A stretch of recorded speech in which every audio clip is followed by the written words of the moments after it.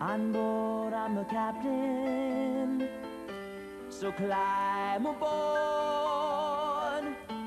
We'll search for tomorrow on every shore, and I'll try, oh Lord, I'll try to carry on.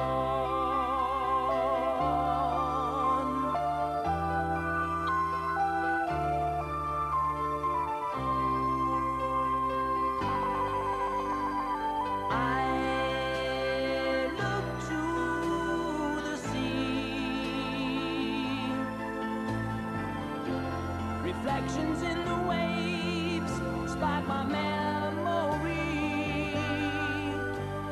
Some happy, some sad. I think of childhood friends and the dreams we had. We lived happily forever, so the story goes. But somehow we missed out on the pot of gold. But we'll try best that we can to carry on.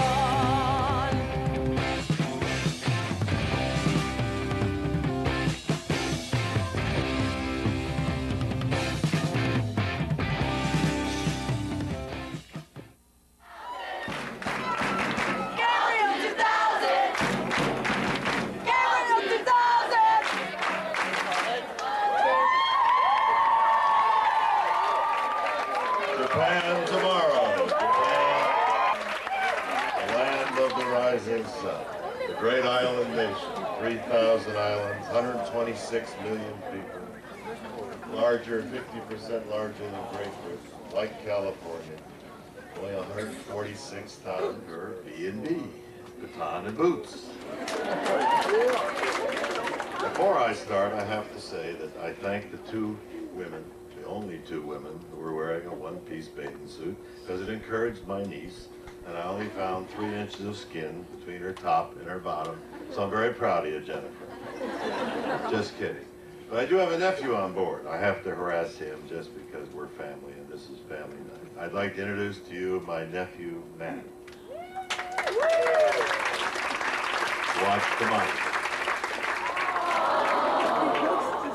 Sorry, Matt, I couldn't resist.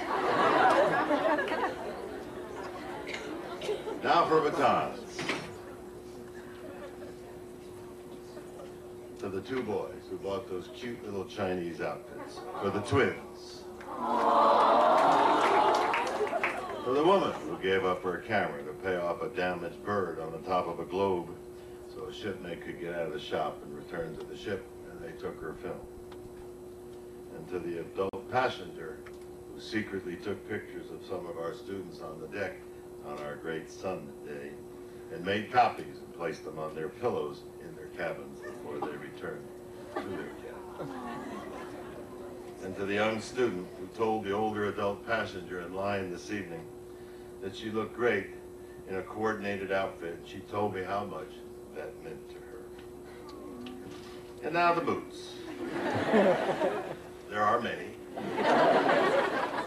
At the Temple of Heaven, the student who did not get his entry ticket and said, "Now I'm going to have to pay to get into heaven. That sucks."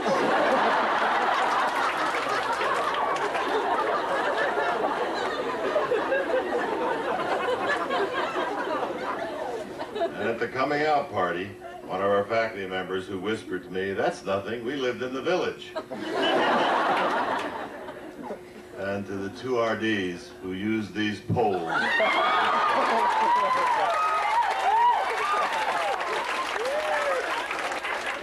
But mostly to the man dressed in drag who asked, "Which bathroom should I use?"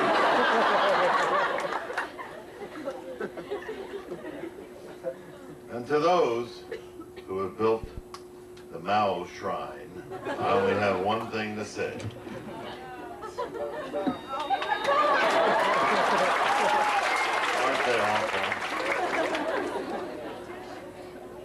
And to the staff member who said to our dear friend Clara over here, as they were in Beijing and they had just come out of their Peking duck meal, "How did you enjoy your meal, Clara and Harriet?" To which they kind of nodded, okay. That's not the end of the story. Trouble was they never got to dinner. They missed it. They were wandering around confused and returned to the buses just as the group got back to the buses. Nice going, Michael, my assistant. And to the 3 students who stuffed themselves in the top bunk after removing the mattress and closed it, who are now looking for 4 girls to put in that same upper bunk.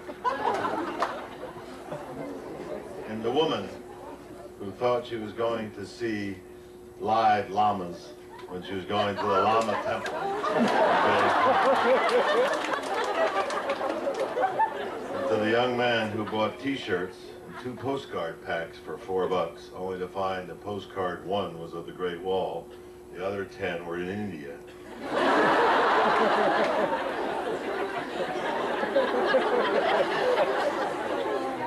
And to the student who spent $1,800 on a video in the wrong format.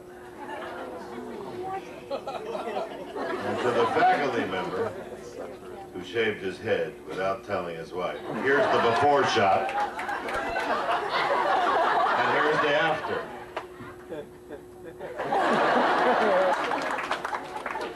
Nice going. And to the student who ordered live snake in Beijing, then rushed into the kitchen to photograph its slaughter.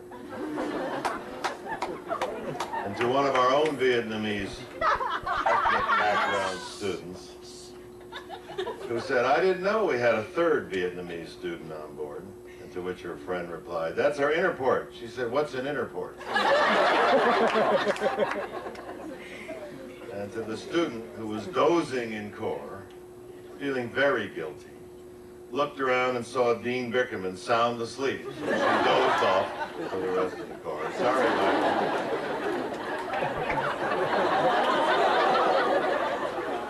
And to the captain for his storm warning of yesterday, which we now believe was intended to get us out of the weight room for himself. And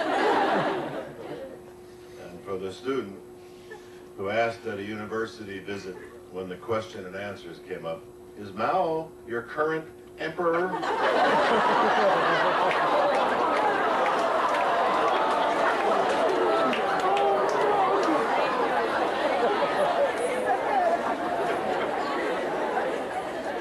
And to the student, as they visited Tiananmen Square, said, "I've never seen so many foreigners."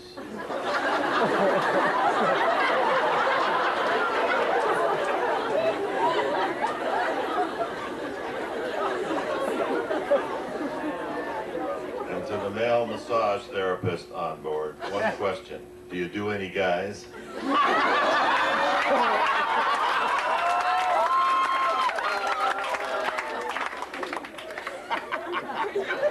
And I have a special boot tonight to a young woman whose dad and mom sailed with me 30 years ago, and I should have given him the boot then. Every time I get near his cabin, he would flash me in his towel. And every time I sailed for 10 years, he'd be on the pier with his friends, me singing this song: "Hooray for the Dean, hooray for the Dean, hooray at last, hooray for the Dean, he's a horse's bleep." Melissa, after you come and wear this till next Preport and tell your dad I finally got him. He was a great guy, and it's neat to have his daughter on now. And to the woman and man who came to dinner together as a couple, and the woman very politely said to me at my excessive dinner plate, "It's okay, Lloyd, it's food for the soul." To which her husband piped up, "He's feeding more than his soul."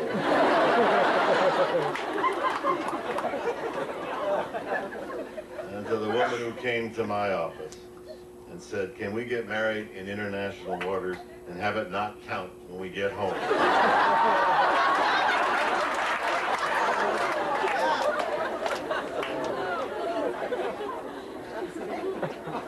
And to the student in Beijing, eating on one of our field trips, asked by the professor, "How are you enjoying these new and different dishes?" She replied, I love the vegetables. He said, they're not vegetables, they're feet and duck bills. And my favorite three tonight, to the student who needed medical attention in Beijing and with a staff member went to a local hospital. Inside the x-ray room, the young nurse, Chinese, said, hold your breath. Barely understanding her English, she grabbed her breast, and the picture was taken.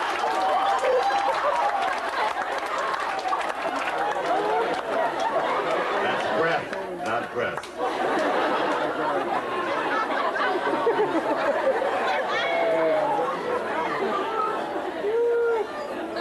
And to the student, he was asked when he returned from something or another, why didn't you read your green sheet? To which he replied, I had to use it for toilet paper.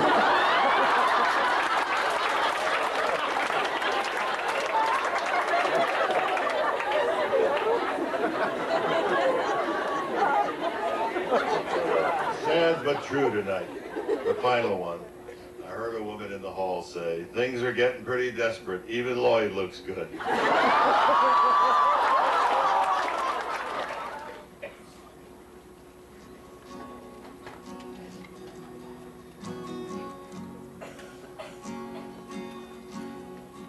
I'll be your candle on the water. My love for you will always burn. My soul is there beside you. Let this candle guide you. Don't give up, you'll have somewhere to burn.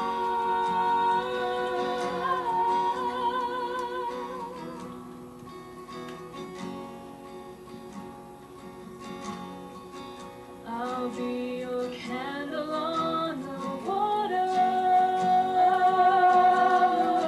till every wave is warm and bright.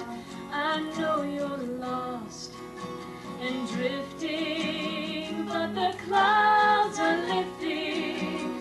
Soon you'll see a golden stream of light.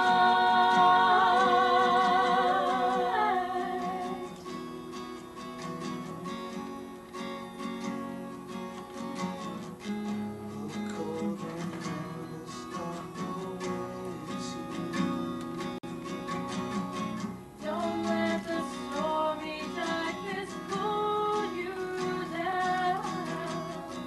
I'll wrap a ray of hope around you, circling in the air, lighted by your prayer. I'll be your candle on the water. This flame inside of me will grow. Keep holding on, you'll make it. Here's my hand, so take it. Look for me, reaching out to show, as sure as rivers flow. I'll never let you go. I'll never let you go. I'll never let you go. I'll never let you go. I'll never let you go.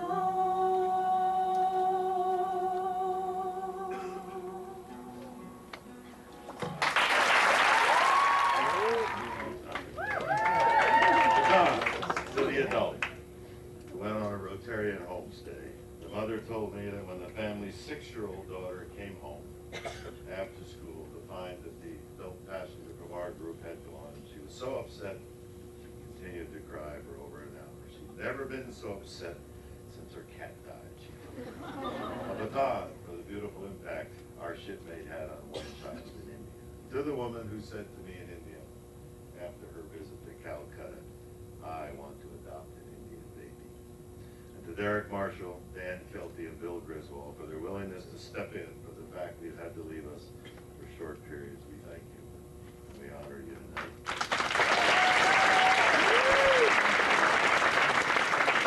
The guys, after visiting a Mother Teresa-sponsored orphanage, went back to deliver some more toys, gifts in India. When he was told he was going to miss on chip time and be docked, he said, "It's well worth that time." And to the young man who said to me the other day, "I'd rather be sick on semester at sea than well at home in school." And to the Peralta twins, once again, for becoming shellbacks. They not only kissed the fish, they kissed my ring. And to the woman who said to me at dinner the other night, "You should date my mom. You're cool, and then I could live with you."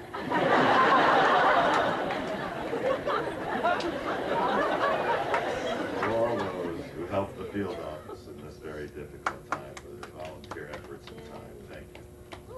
And to the student who said, "We're now spring 2000 with a better clock." To the student who said, when he heard Bill Griswold was going to substitute for Joel, "He's cute, that sweater." And finally, to the woman who wrote, "America has no idea how lucky we are, putting aside the obvious examples of clean water, freedom, safety, and wealth, how much more we enjoy. Only an American can be treated the way we are in each country. We are revered, stared at, pondered, idolized, hated, and loved. We are a picture of a life that most people can only begin to imagine in their wildest dreams." Now to your favorite part. To the student who wanted to give roadkill beanies to the orphanage kids in India. And to those students who said on the second day in India, "Do we set our clocks back tonight?"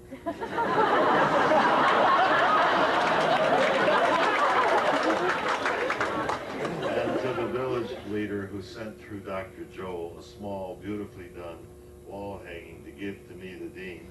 Only one problem of this small ship, you see, it's the Titanic.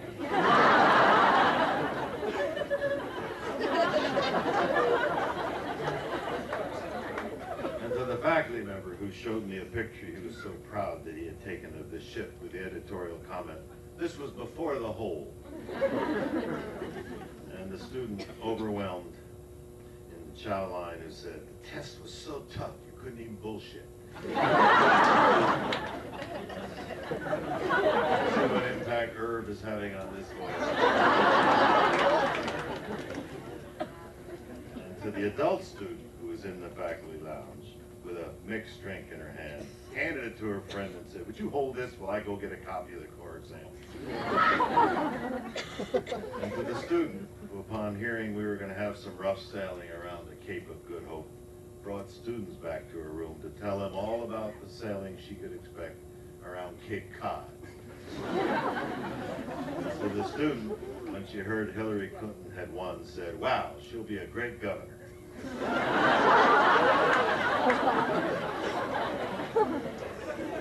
And there was a bar in India that had mostly SAS patrons and one Indian customer. The SAS student who gets the boot watched the Indian customer order a drink with ice, to which he said to him immediately, "You don't want to drink that with ice."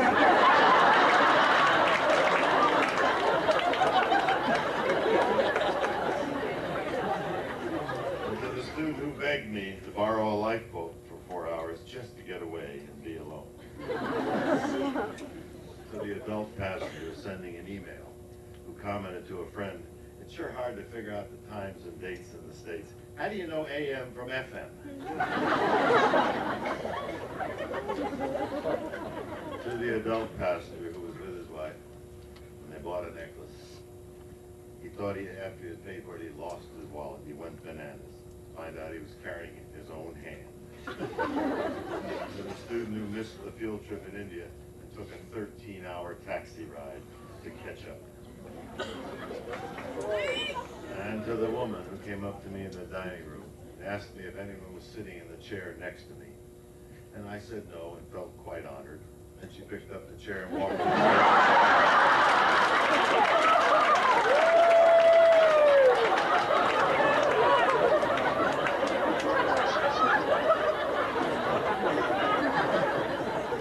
To our steward, Francisco, announcing that OTAC had 5 minutes to get their laundry in the hall because there would be no laundry after Kenya. That was the fastest underwear pickup.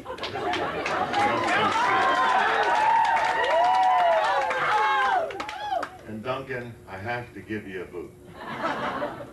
Because you felt so compelled to tell us that lions spend 7 days mating continuously at 12-minute intervals while they're king of the beast. And to the staff member who proclaimed when someone asked, if you're so hungry in India, why don't you eat the cows? The staff member replied, cows is sacred and that is dead. To the student who responded to my receiving a sandalwood greeting wreath instead of a floral one upon arrival in India, he said, I want to see you get laid with flowers. That's garland with flowers. And to the student when entering the Taj and saw the increased $50 fee, who said, I could go to Disneyland for this price and they have rides as well. To the dining room I ate in Malaysia that had a sign reading, teeth optional. To the woman who was outraged the other night by the chip witch night, saying it was neither a chip nor a witch. They tried. And to Professor Ronan, after hearing the stern warnings issued by the on-ship State Department briefing officer in India, commented, let's go back to the Middle East. I do have another boot for Russell, the love. While in India, he went with friends to have their noses pierced. The glass door broke in the front of his shop, and Russell ran away. To his credit, he did come back for a moment or two. And to the student who asked the telephone people on shipboard in India why they were speaking English, to which one of them responded, I'm the interport student from Turkey.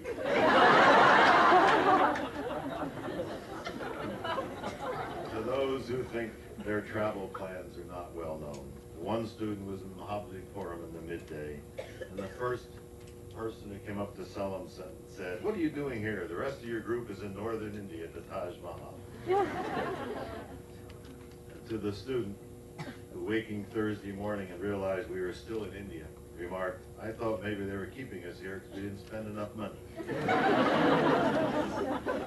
To the student who left the tap turned on during water hours and flooded 2 rooms. And the 2 female staff members who moved together into an upper berth when joined by 4 Indians on the train were heard to say, we slept on top of those dudes. To our own police officer, and you'll know who she is, who commented, no, I don't want my head shaved, but I would like my legs shaved. And to those of you who shaved their heads, you get the boot because you screwed up my picture board back there. I can't recognize anybody. To the man who was singing a song at the purser's office, something like, will you marry me?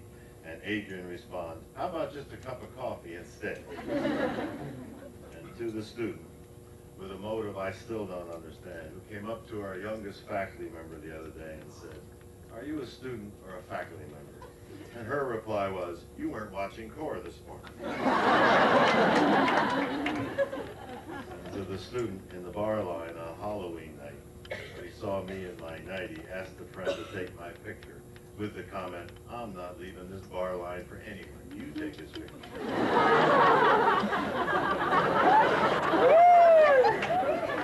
And to the student who signed off on a field trip in India with the RD on a beer coaster from the Ashok Hotel in India that simply says, sign out, Josh, and handed it to the RD. And to the many students who have Peter Stonington's birth date on their Kenya entry form, that was only a sample.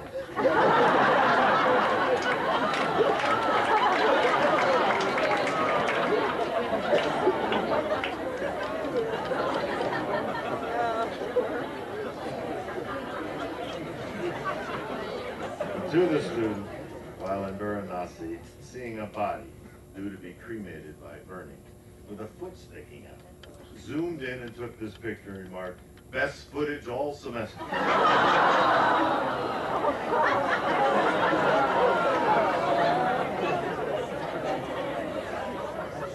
And to the student who asked me the other night on the deck, "How old's that safety up?" I said, "Gilberto is 24. The reply was, "Wait till we get to New Orleans."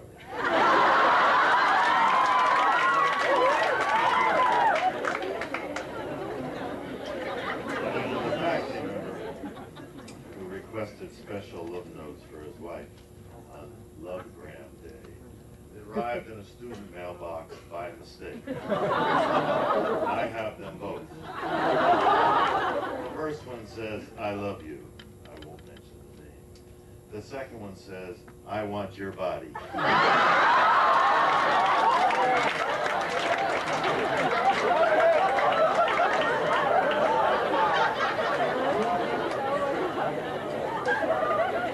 And to the student who got into a taxi, rubbing antibacterial cream on her hands. And she applied some to a man whose hand was in the window, a local man. Only the guy put the cream on his hair. It wasn't until the taxi pulled away she realized he was a beggar. So the young man on the plane to Calcutta who opened the package given to him on takeoff and licked it, only it was an earplug. And then the student who asked the tour guide at the Taj Mahal, "Tell me about this place. Is this the place they make a pilgrimage to each year?" The guide said, "No, that's Mecca." And to the student in Vietnam who said, "Where does Ho Chi Minh live now?"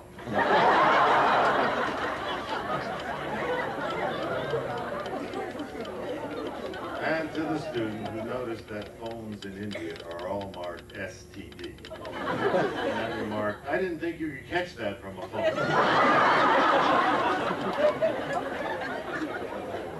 And Larry, do you have that drawing that I can put up on the TV monitors? This is cute. For Lucas, for the next to final boot, who called me across the dining room and said, "Lloyd, is it true you own a skyscraper in Denver?" To which I replied, "Yeah, I have a building in Denver."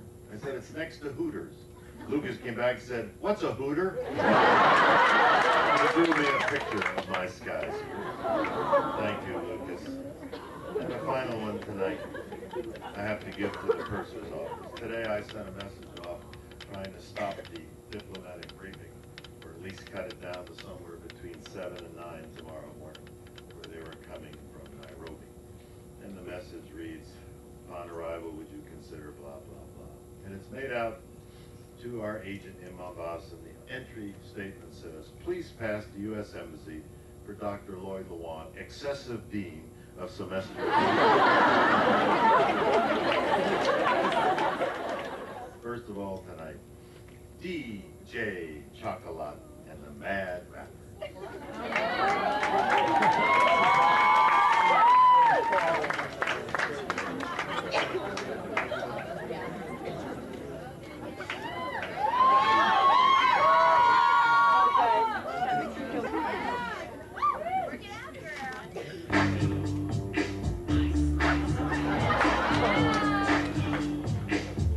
Itinerary change. Or a song by it, like to eat. All right, stop. Collaborate and listen. Leave the one back with the new edition. War. Cause the Middle East tightly flows like a scud missile daily and nightly. Will it ever stop? No, we don't know. Turn around this boat and let's go.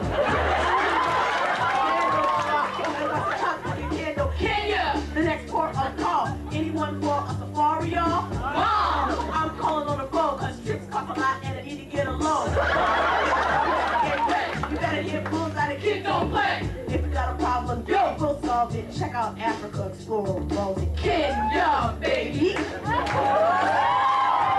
Africa, baby. Brazil, baby.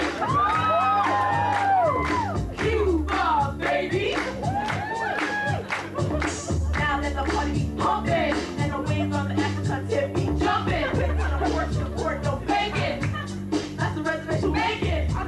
We be quick and nimble. The Middle East can see a peace symbol. Newtown, that's an ancient temple. I wanna roll. It's time to go solo. Roll it! On the game drive, yo, with the rack I'm down. So I have to high on standby. Wait, you just ain't hot. So you just stop? No, I just roll by. Oh Lord.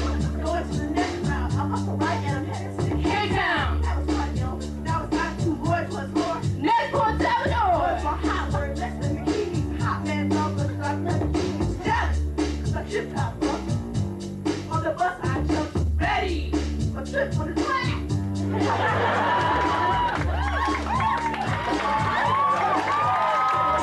And yeah, baby, on your year. Africa, baby. I want to hear it loud now. Brazil, baby. And Cuba, baby. Rock on London, rock on Chicago.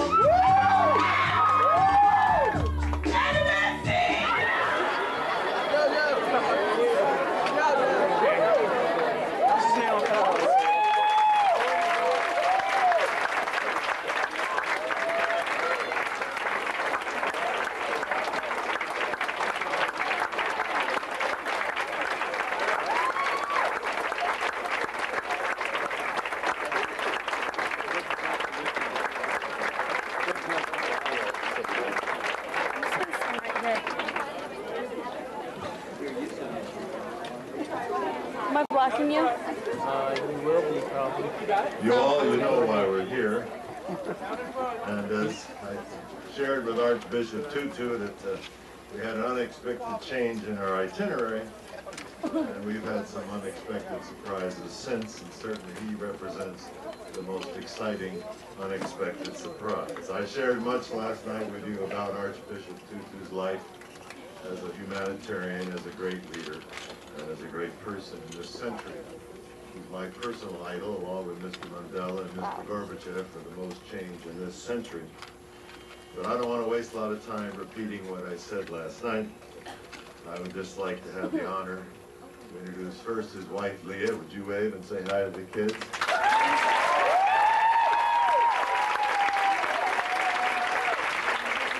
They are ardent fans of Semester at Sea. So instead of wasting your time, I'll let all the precious moments go to our guests. Ladies and gentlemen, my pleasure and my privilege to present to you Archbishop Desmond Tutu.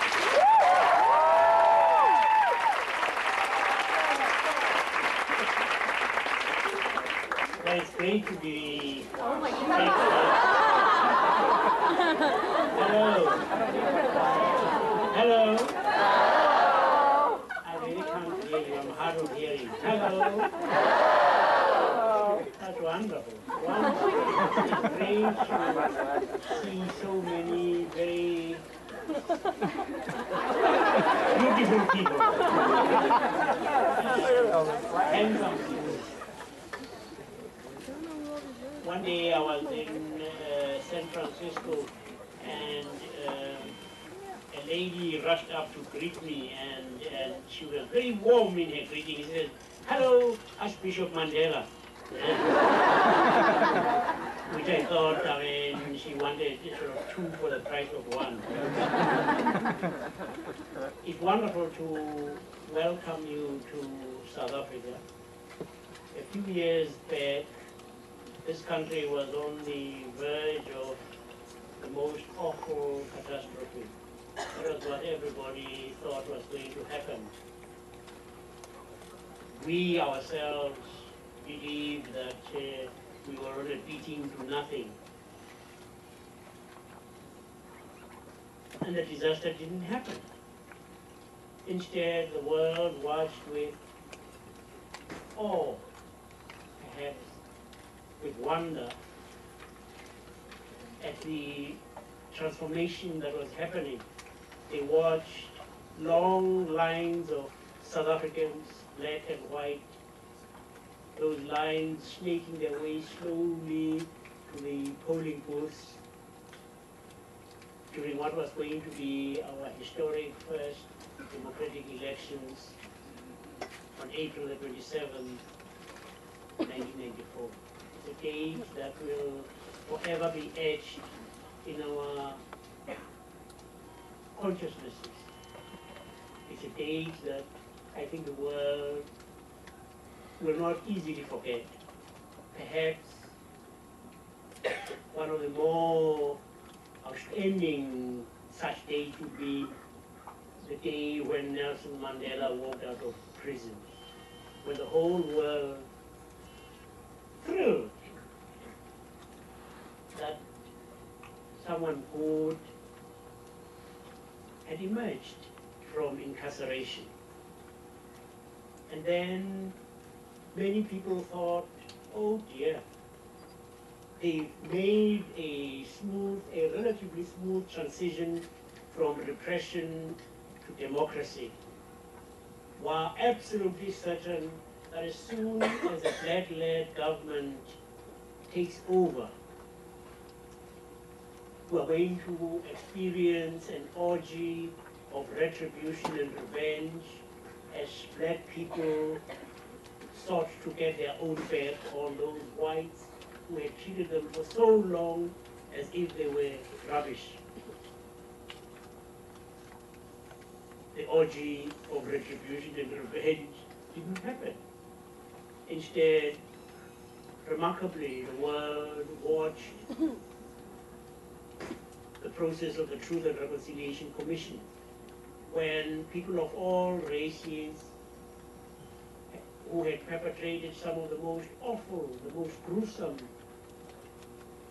atrocities came forward and making a full disclosure of the awful things that they had done, were given not punishment, but forgiveness. When many of those who had been victims came forward to tell their stories,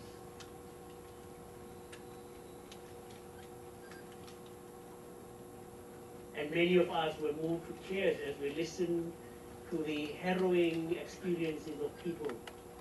And many times you thought that these who had suffered so grievously for so long would indeed want to revenge, and they didn't.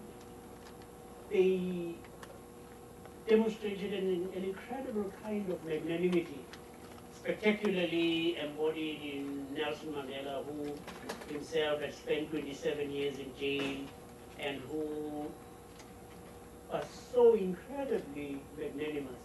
Just a few days ago in South Africa here, I think you had been around, you would have seen another example of this kind of thing, where someone came to apply for amnesty and explain how he had intended to assassinate someone else, who happened to be now a cabinet minister. And this man's wife, the cabinet minister's wife, went up and embraced the man who would have assassinated her husband. And that image of the would-be assassin and the wife of his would-be victim embracing, that spoke volumes about why this country still at this stage has not gone up in flames. More eloquently than any words that anyone could have been able to use to see. And then this man said, and these are, we've got to accept that is what he says. He says, what moved him to confess was the fact that the minister's wife had shown concern about his condition. She had asked after him, and that touched his heart and made him come along to confess, where many people had suspected that certain things were happening, and now you were getting it from the horse's mouth that in fact, yes, this these were things that were being planned by the previous government and its minions. And so you come to a country faced with very, very many problems. You're going to hear about the high level of crime. You will have heard about the high level of unemployment and the fact that although democracy has come, not a great deal of the physical circumstances of those who have been deprived, the poor, that the circumstances of those people have not changed dramatically. They have changed in very significant ways, but they haven't changed so much so that someone would say, well, you know, in 1994, I lived in a shack, and now it is the year 2000 and I live in a house. There are some who might be able to say so, but many, many, many will still say, I live in a shack, I still live in a shack. What the heck is the difference? Well, there's a heck of a difference. There's a heck of a difference between being a free human being and being a human being who in your own country, in the land of your birth, was treated as if you were nothing. And so we won an incredible victory over the awfulness of apartheid. But that victory is one that would never have happened without the support that we got from the international community. And young people like yourselves were amongst those who were our most ardent supporters. I used to go to some of your college and university campuses in the United States, and it was very, very heartwarming to go, say, to Berkeley or wherever, and meet up with students who, instead of being worried about grades and degrees and exams, were demonstrating on our behalf. And the victory happened. And so, since you are young, since you are students, and so are in a way part of a remarkable generation of people, I want to be able to say on behalf of the many, many, many of those who were the oppressed, thank you, thank you, thank you, thank you.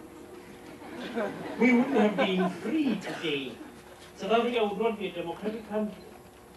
Nelson Mandela would not have been out of jail had it not been for young people like you. Because you dream. You dream dreams. You dream dreams about a world that is going to be different from the kind of world that we adults have bequeathed you. You dream dreams of a world where people could learn to share more. You dream dreams of a world where indeed they would eat their swords into plowshares and spears into pruning hooks. You dream dreams of a world where the lion will indeed lie again with the lamb. You are fantastic people, for you are idealistic. And you know something? It's been quite remarkable how, in a world that is often characterized as being hard-nosed, cynical, you know, isn't it extraordinary? Who are the people who are most revered in the world? It's not the macho. It's not the aggressive. It's not the big, deep ones. The Mother Teresa. People, their hearts leap when they think of a Mother Teresa. Now you could describe her in many, many ways, but certainly you wouldn't think to use much of her. I mean, she was quite minute. And yet the world revered her. Why? Because she was good. She was good. She was someone who was a spendthrift on behalf of others. And who is, at the moment, the world's most admired statesperson? It's a Nelson Mandela. And he was president not of a hugely successful country, not a country that is militarily powerful. He's admired because he's good. Because we all have antennae in us which hone in on goodness. And when we see goodness, we recognize it. And we know that we are made for goodness. I'm finishing. There's a wonderful little story, African story, which you probably may have come across, of this farmer who had all kinds of chickens in his backyard. But he had a strange looking chicken. But of course, I mean, it behaved like all the other chickens. It went about pecking on the ground and never sort of worrying about anything. And then someone who was knowledgeable in these things came along and he said to the farmer, "That's no chicken. That's an eagle." And the farmer said, "Twaddle, baloney or whatever. I mean, no, man. This is not an eagle. This is a chicken. It behaved like all these other chickens in my backyard." And the man said, "Give it to me." And the farmer gave him the strange looking chicken. And the man took it and went up to a tall mountain and waited until the sun came up.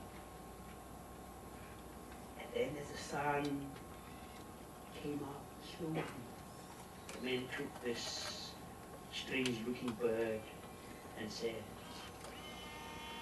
turned it towards the sun and said, "Fly, eagle, fly." And the strange looking chicken shook itself, spread out its pinions, and lifted off. And it soared and soared and soared and disappeared way away into the sunshine. And God says to us, "Hey, you're no chicken. You're eagles. You're made for goodness. You're made for laughter. You're made for love. You're made for caring. You're made for compassion. You're made for peace and reconciliation and caring." And so God says, "Hey, fly, eagle, fly." And so God wants us to shake ourselves, spread out our pinions, and then take off. For us to soar and say, the sky is the limit. Reach out to the good, reach out to the transcendent, reach out to the beautiful, reach out to the true. Fly, eagle, fly.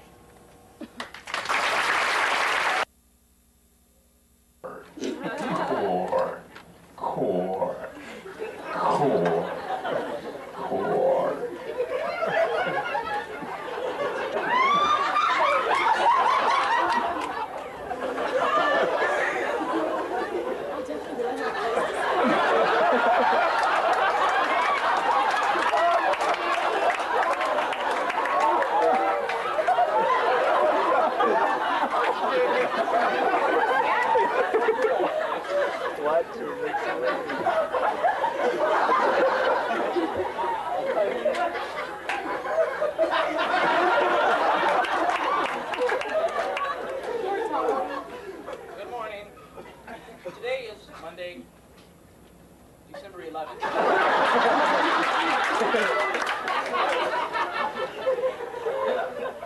Brazil, Brazil.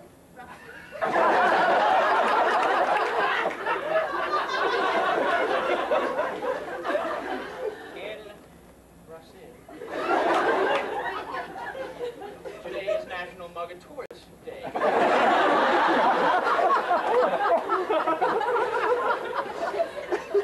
This continues our third symphony of learning. Thank you to all 5 students who showed up.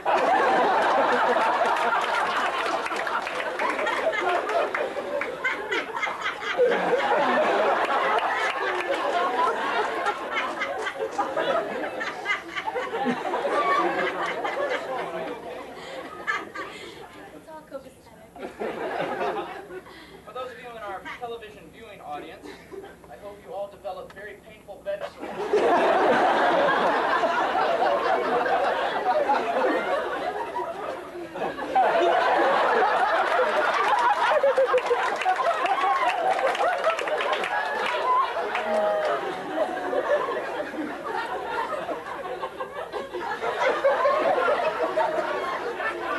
The musical selection you heard on the way into the Union was Symphony of Destruction by Metallica. One of my personal favorites. Today is a special corps, as today we'll answer all the questions that you were prohibited from asking earlier. But first, a science moment with the always boisterous Dr. David.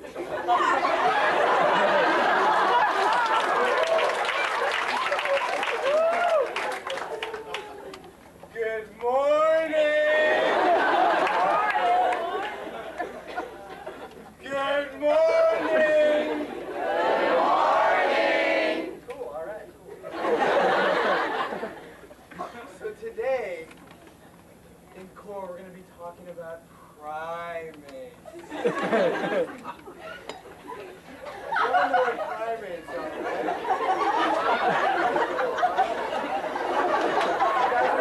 All right. Specifically, the howler monkey.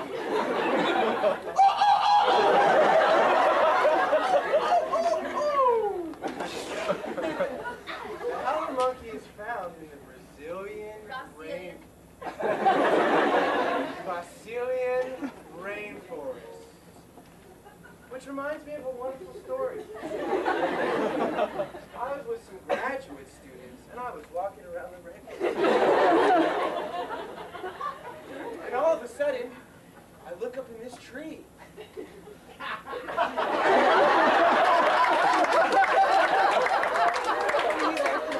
Yeah. What are the 2 cores out there for? And I see a howler monkey staring right at me.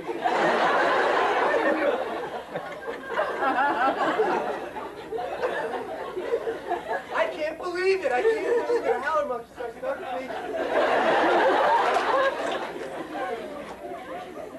I'm thinking, Mr. Howler Monkey, what are you thinking about the bipedal?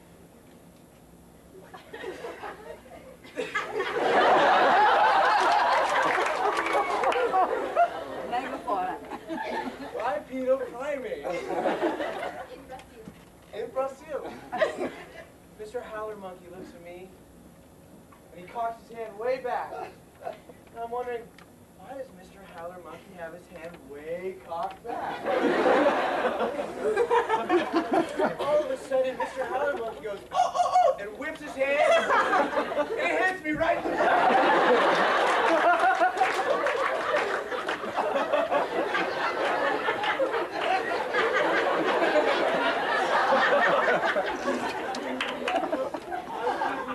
Why did you throw that at me, you primate? My body is frozen, and I don't know what to do. I slowly pick myself up off the ground, and my students are running, and they say, what happened to you, Professor?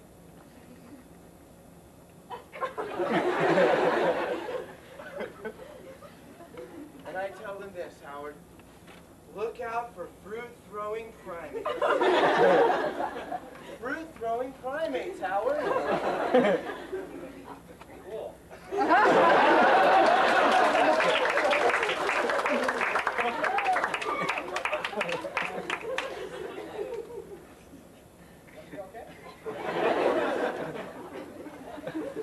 Now we'll take a question from a student in the audience. This question is for Professor Zimbelman. Can you please elaborate on the difference between Candomblé and Santeria? Santeria. Candomblé, Santeria.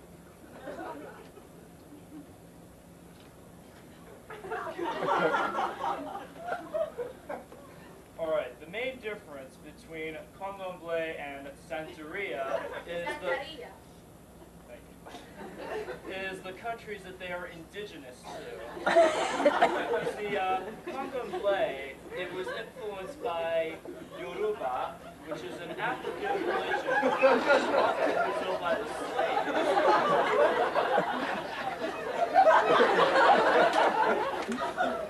and by Catholicism, a division of Christianity which developed in Palestine hundreds of years ago. And Santeria, Santeria. and Santeria, which is indigenous to Cuba, it had the same influences of Yoruba and Catholicism, but because they are indigenous to different areas of the globe, they developed in different ways, which turned them into two completely different religions. That's just my opinion, though. I could be wrong. But, it's, not likely. Thank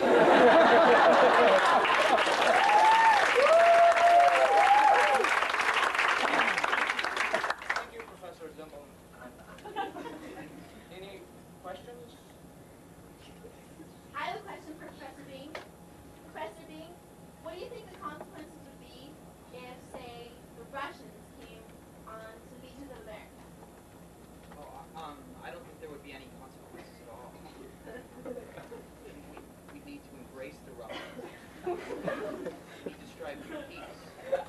Well, I've actually prepared a song.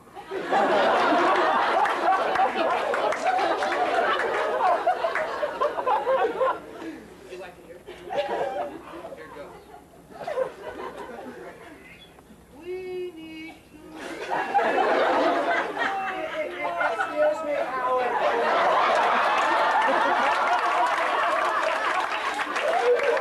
I have to interrupt with regards to this point. Professor Bing, you're making a very emotional appeal to everybody.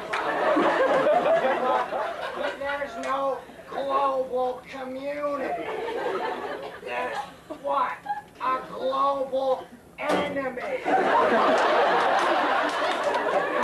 Global enemy, if you put it in perspective, has missiles.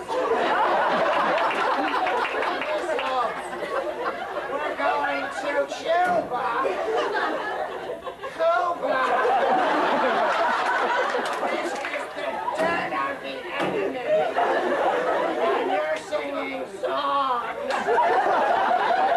It's dribble, it's wishy-washy, and it's damn literal. I'm sorry,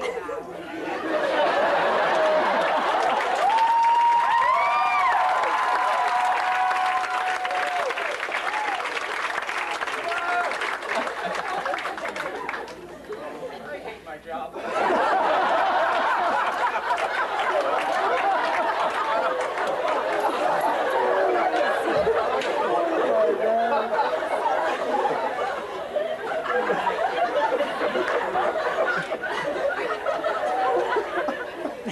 Any more questions? Not intrigued. Special guest to speak about Japan.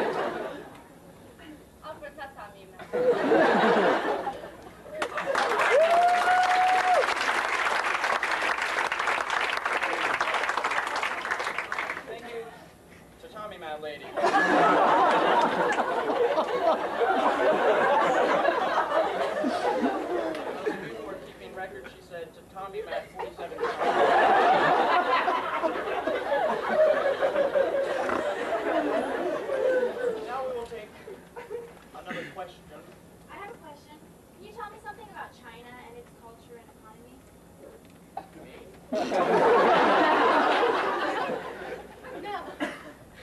All right. Let's talk about China. Let's talk about the history. You know, to discuss this topic, we have to relate the history of China and the ancient people to the current situation. My specialty is the Song Dynasty.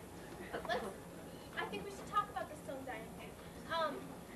In about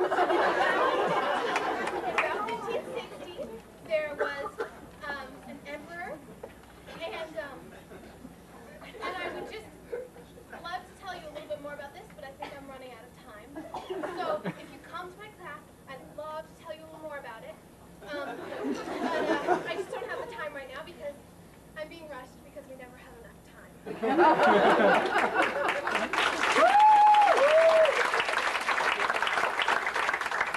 other questions? I have a question. Professor Cornfield, can you tell us about the parasitic catfish from the Amazon? It just so happens I have that exact specimen on me right now. The Tandiru is a spiny catfish that if you are unfortunately bathing in the Amazon River, shoots straight up your asshole!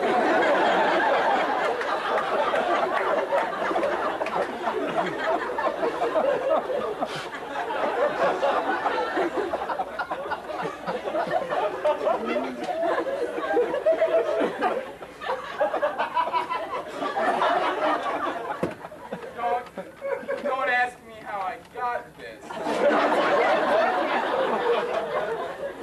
But this particular species has spines that make removal quite wicked painful. But if you'd like to examine it later, it'll be up by the maps. So check it out. Thank you.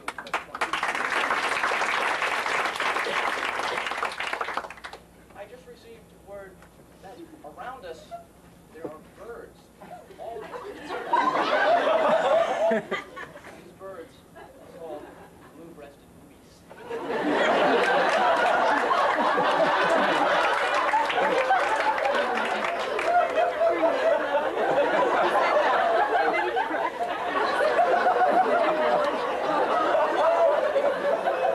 Perhaps another question. Can you explain to us a little bit about Larry, can we get a microphone? architecture in India, please? Architecture in India, I'd love to. What you have to keep in mind here is multiplicity. When you talk about India, you have to realize that there's so much to look at and so many things to see. When you were sitting in your buses, I'm sure most of you are sleeping, but if you actually looked outside the window, what you had to keep in mind is multiplicity. Multiplicity, yeah, multiplicity. Yeah. It's fabulous. I've got a story to share with you. Mrs. Pitnick, this question was for Professor Hudson. At days end.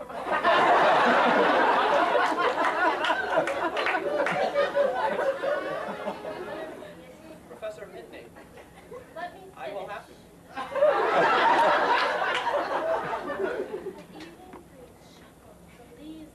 I am the self-appointed Fidel Castro.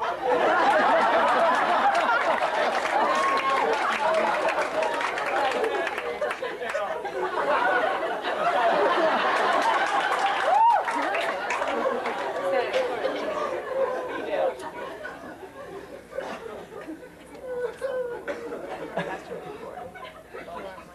We're going to start wrapping up court. That's quite okay with Professor Sloan.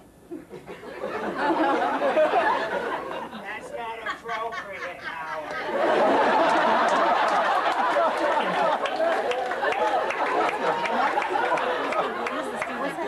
Jeremy. Now, I would like for all of you to close your eyes. And while I'm reading this poem, I would like you to envision the colors. And take these words and paint pictures in your head. Supple and turbulent, a ring of men shall chant liberty. Did she say They're boisterous, devotion. Girls! This is not how we are. We do not cry. We are strong.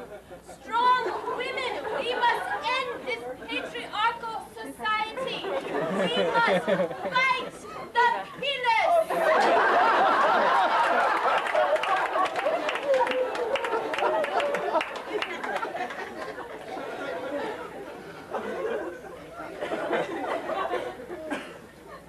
Well, that just about wraps up. Are there any closing remarks or last words, Professor Cornfield? Shit, Howard, you're cool.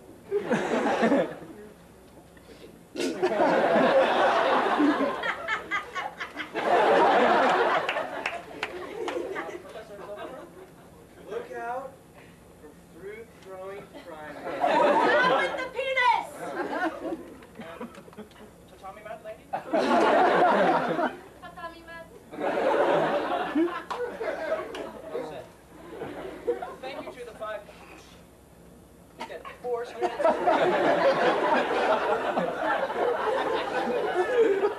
If you have additional questions, please write them on a single sheet of paper with your name and room number. These will then be distributed among the faculty, who will read your questions and laugh at your ignorance. Now the teachers and myself will adjourn to St. George's Watch, where we will proceed to drink ourselves silly with your booze.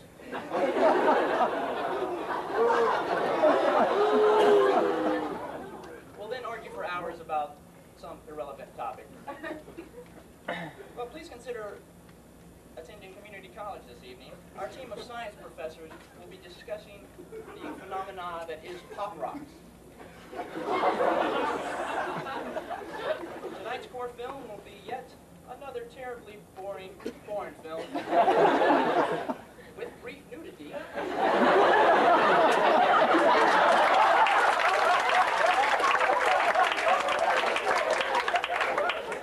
And many historical inaccuracies. Don't miss it. That concludes today's core session. Go in peace.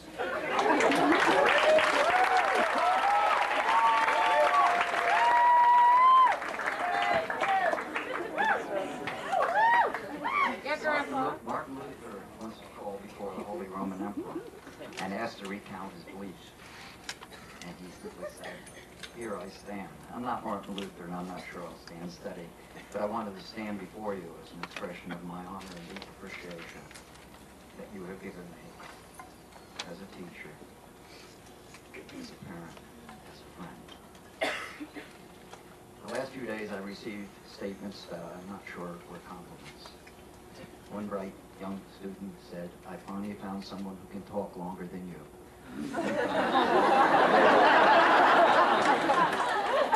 A faculty member said to me, "I was amazed at how Castro answered.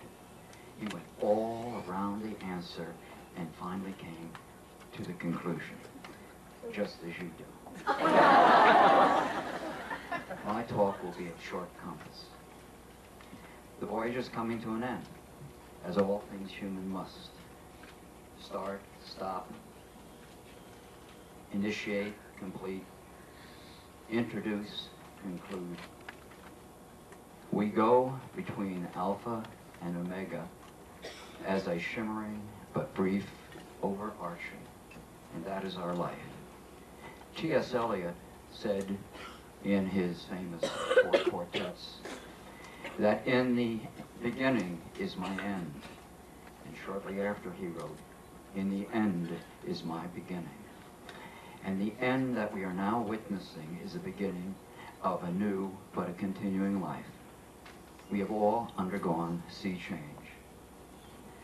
I'd like to talk about that sea change. Sea-stretched sensations, sea-stretched sentiments, sea-stretched study. The first, sea-stretched sensations we witnessed as we stood in the front of the ship. I realized before the bow on the observation deck and thrilled to the touch of the breeze that came from the ocean. At the same time, we endured the perspiration falling down the sides of our faces as we walked the streets of Mombasa in the middle of the day. We also felt discomfort, uneasiness at the small child tugging at our clothes and crying plaintively for money. We also rejoiced happily at the market women wherever we went who greeted us with a loud laugh and a warm handshake. We also had a series of sentiments that were sea-stretched as well. And those I think we can recount in any number of forms. I think above all of the wonderful sensation of arriving in, the wonderful sentiment of sitting in this room when the remarkable gentleman stood before us and elevated our hopes and our spirits by telling a simple story which, if told by anyone else, would have been banal and ridiculous. But he told it to us from his heart, from a lifetime of experience, and we all were chickens that turned into eagles at that particular moment. I don't think any of us has encountered a person more profoundly good, more gentle, more spirited than Desmond Tutu. And that was a sentiment that surged forth. Yet there are other sentiments that I would like to talk about, and all of us could, and I'm only going to mention one, and this is a highly personal one. Of a little boy, perhaps 7 years of age, buck-toothed, big-eyed, whom I met in a small town in Brazil.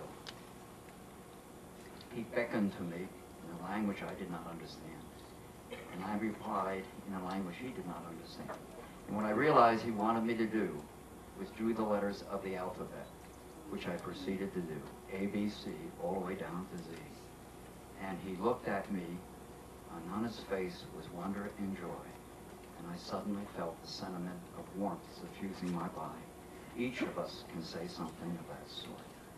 And what about the sea-stretched study that we've gone through? Well, you and I understood that very quickly, when in the dark depths of night, individually, we closed the bathroom door and lifted the toilet seat and flushed the toilet and looked down at the luminescence that was before us, and we realized indeed that the sea is all around us.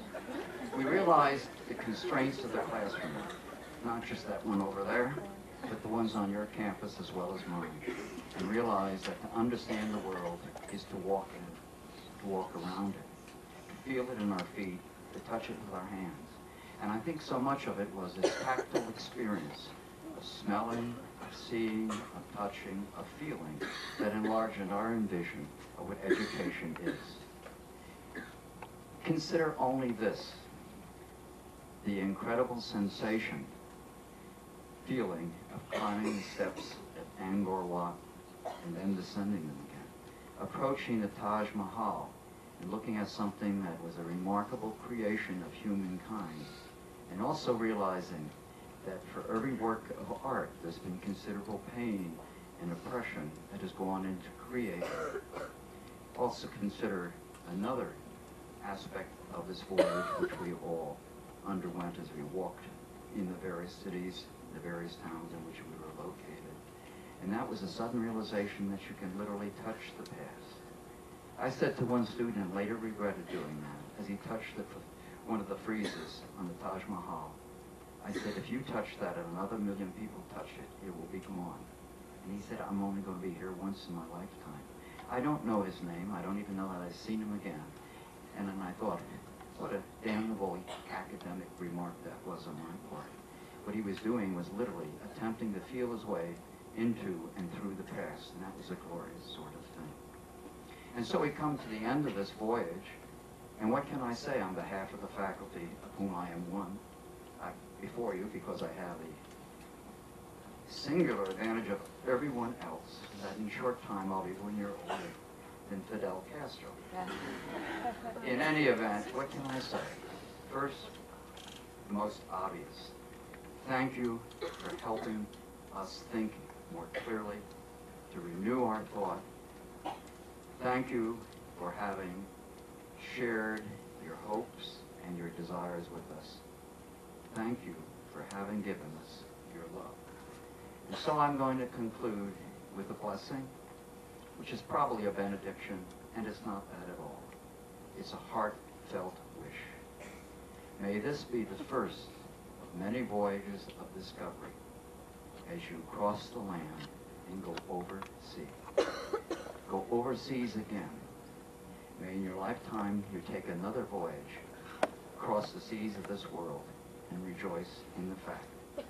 That I say, God bless you and good luck. Please. And now it's the Tom and Boot time. Tom's first. To the women who brought me this cute little boot with a ship floating. So cutely, I show it to you now.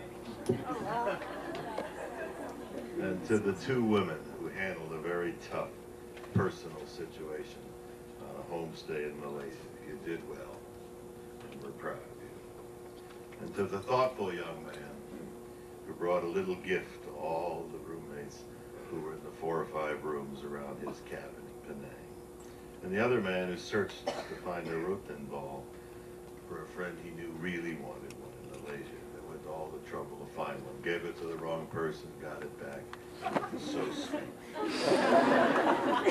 And to the staff member who gave up her airline ticket to help a student who had lost her reservation.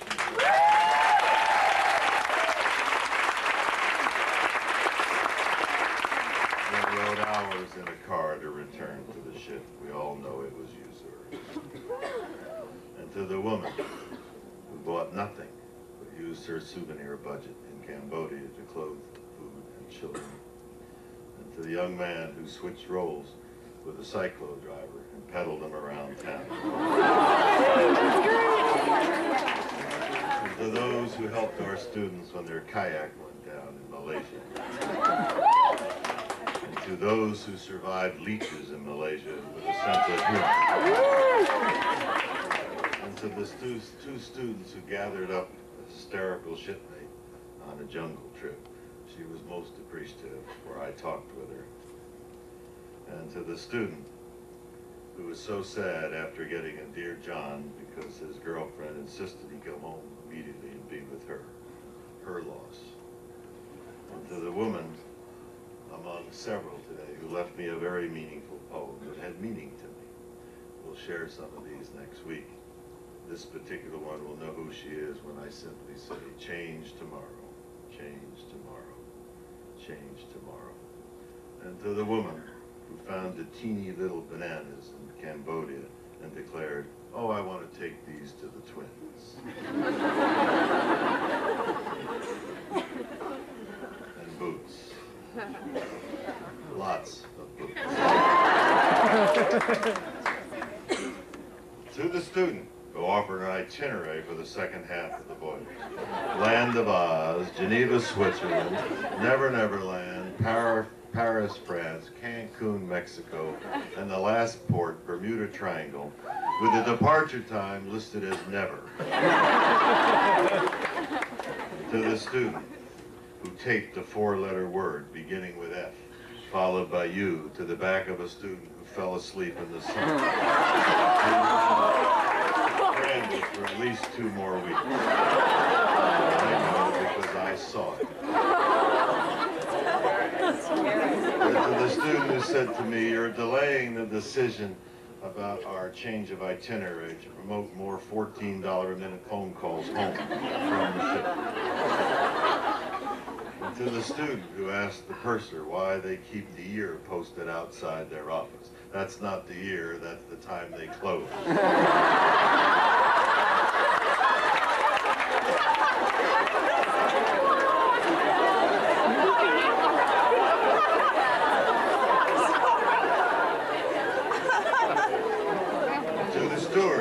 Who said, when he noticed I was starting my diet, it's too late.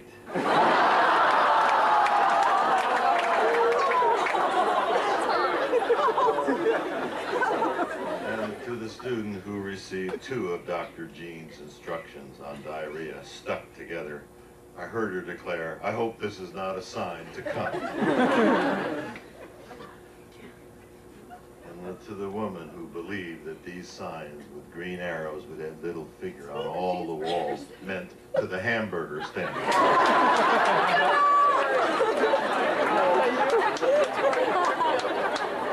And to the older passenger who bought 3 pair of these.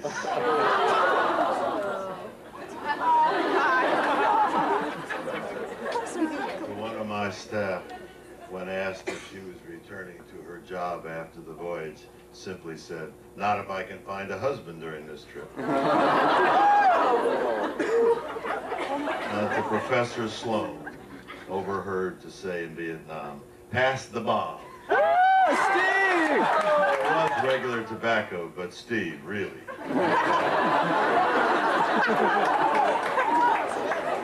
And to Professor Tolley, who sent students to their cabin and one woman to her bathtub with his insistence on the showing of The Lover. I saw these at dinner. You'll have to think about that. When I saw these at dinner, and I believe Professor Kornfeld had something to do with how these became dessert, these little hairy things that we got the other night. And to the woman who went on a wonderful Spartan homestay in Malaysia.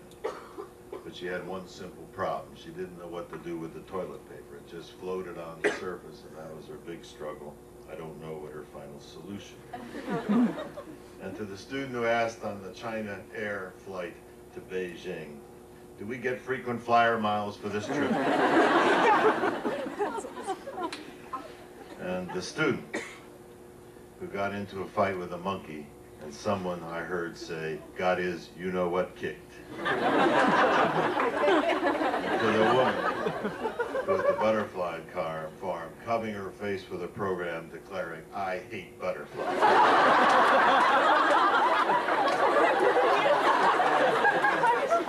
And to the 2 students who used the ice clock, locking it from the inside for what I don't know, but you probably do. And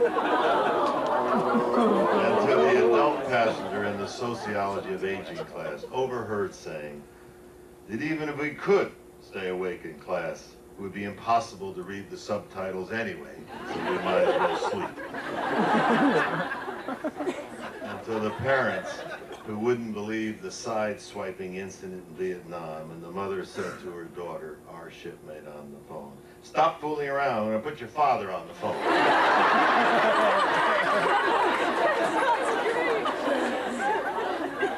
And to the person who was told by the medical staff to wait out for a call.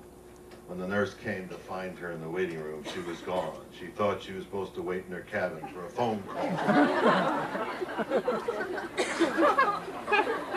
And the student said to me, "I can't wake up without a window. Sorry, there are no portholes left." And upon my announcement this morning, I heard the following 2 comments. "Yay, no more core reading."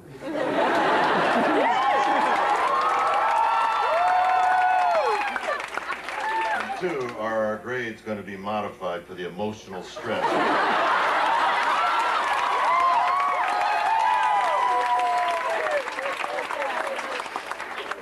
And to the woman who went hiking at Peidu Lake in platforms.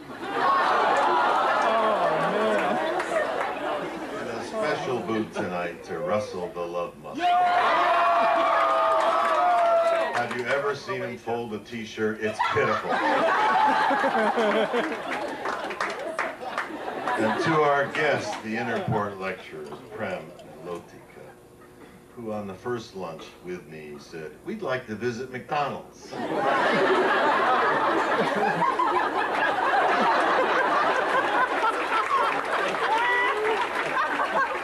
And to Dr. Jean, after all her warnings, who was seen practically rolling on the ground with cute puppies at the station.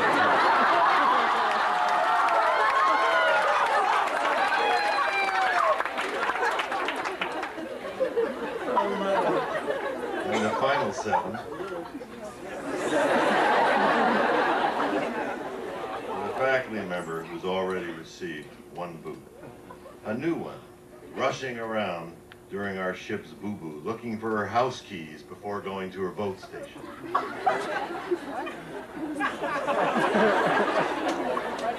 And to the student who said, when asked, how was Malaysia? You mean paradise?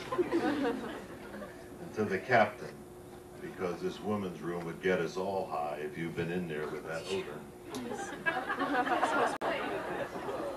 To the student on a Malaysian river trip when two small boats collided was heard to say, I'm used to that.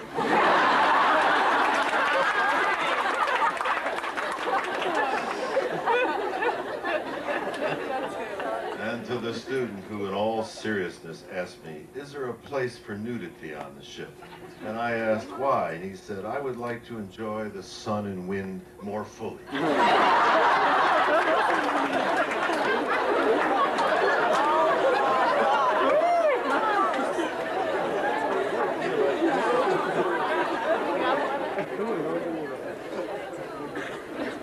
And to the staff member who asked me about the live octopus brought on board in Japan by you-know-who. His question was, how many testicles did it have?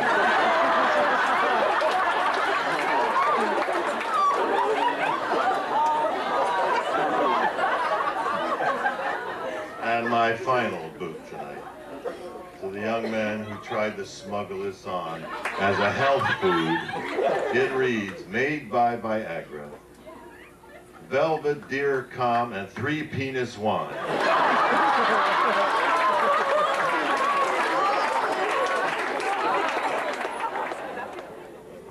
I think this is a song most of you guys know, and it has some alternated words. Different semesters.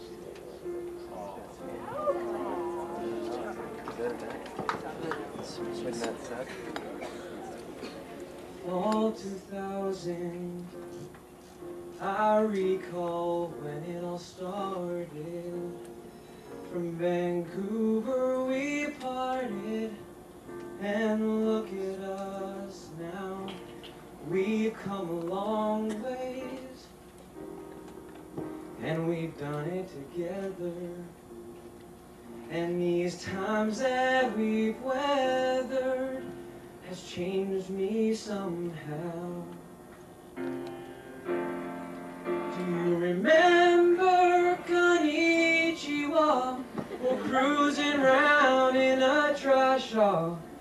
Or climbing the Great Wall that special day?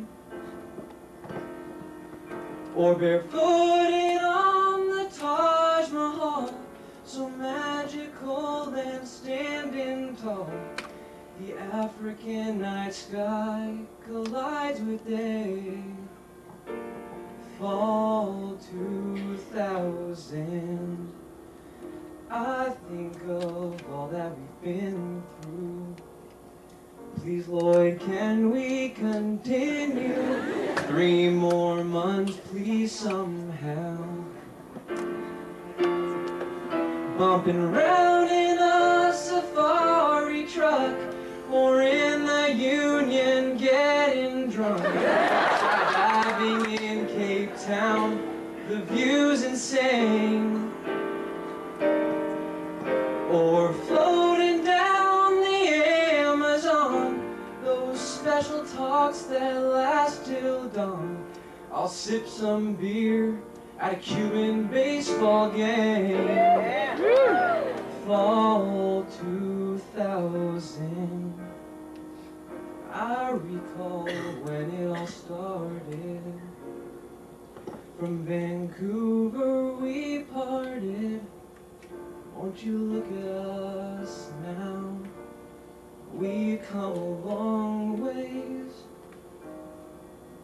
and we've done it together. And these times that we've weathered has changed us somehow. Oh yeah, these times that we've weathered are part of you now. It's only been a day and a half. There are a few. I was was looking over some of the SAS chat lines that you did before the voyage. And I found one that I thought was cute. Sarah, I haven't been on the ship before. And what I need to know is, does the ship move?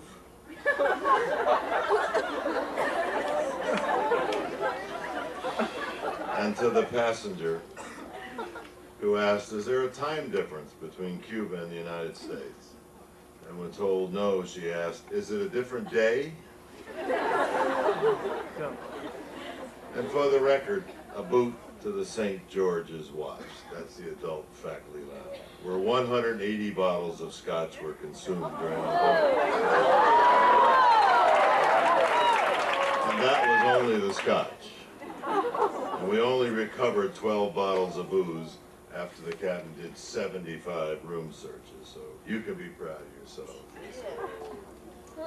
And to the woman who saw the Cristo figure in the Havana Harbor and said, that looks like Jesus.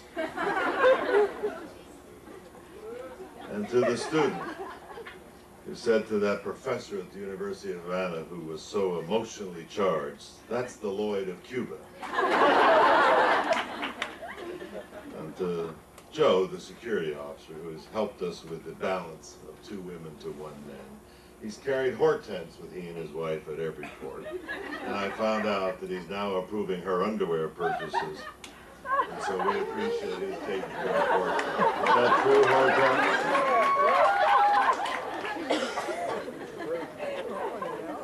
And to the mother on board, who responded when I said, where'd you get those toys? She said, I ripped them off from the orphans when they were here.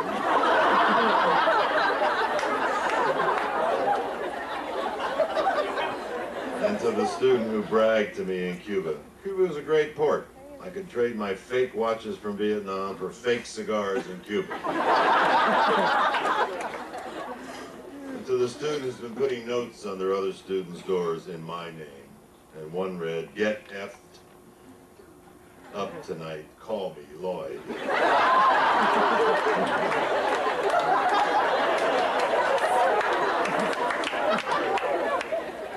And to the student who said to me, if I fail all my classes, can I repeat next spring? And to Terry, our wonderful older student, you all know Terry. He's been a special addition to this voyage. And I have to kid him. I was riding around on a Coco, and I saw him on a Coco with a young, gorgeous Cuban woman sitting next to him. He was so quick to point to her and say, my guide, my guide. Rah.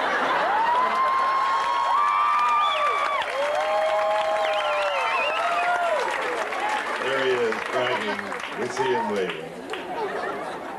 And to the student who wrote the following and took my instructions seriously in the duty desk log.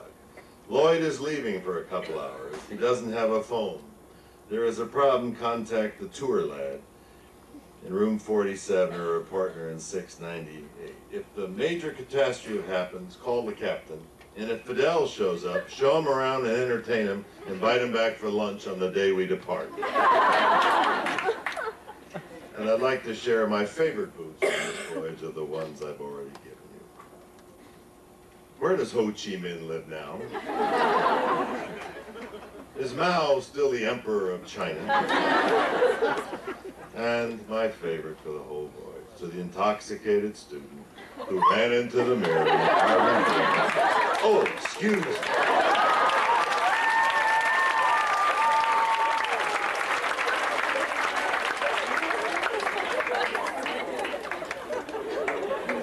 It would be too hard to do batons tonight, for the emotion is building in me.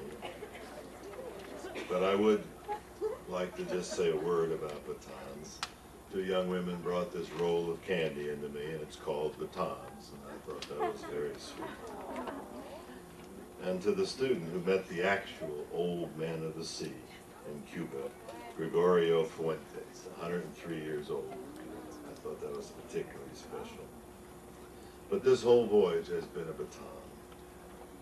Each person has done so many nice things. There's no way I could enumerate on them all this evening. I can only say, as I've said so many times in all my years, I've never seen so many acts of kindness between 700 faculty, staff, and students. So thoughtful. I love and respect all the quiet acts of kindness that represent the batons of fall 2000. How's everybody doing? I remember back starting as early as about 4th or 5th grade, every morning before I would go to school, my dad would stop me and he'd say, Jason, that's my name. Carpe diem and seize the day. And I would say, okay, Dad, and just kind of go on about my day, and I really wouldn't even pay much attention to that. And then on this trip, he sent me 3 letters, and at the end of every one, he signed it, Carpe diem, seize the day, love, Dad. And I started thinking about that and just what those words mean, and they're incredible words to live by, I think.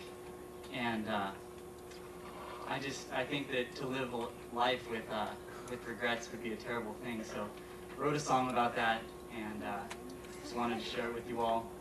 So I dedicate this to my friends, the class of fall 2000.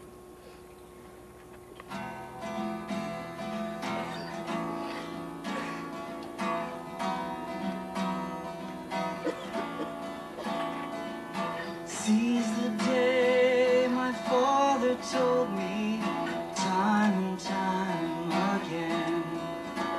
But the truth of those words always escaped me, as it has so many men. It wasn't until I rode upon the waves of a distant land and sailed around our spinning world, I could finally understand. This was the chance of a lifetime. Already we're almost through. As time goes by, we draw nearer and nearer the homes and lives we knew. So we'll all take away those special friendships that will last the rest of our lives, and memories that bring tears of joy and sadness to our eyes. Here we are, sailing round the world. Here we are, going so far. Here we are, hopes and dreams unfurled, like the flags of many nations.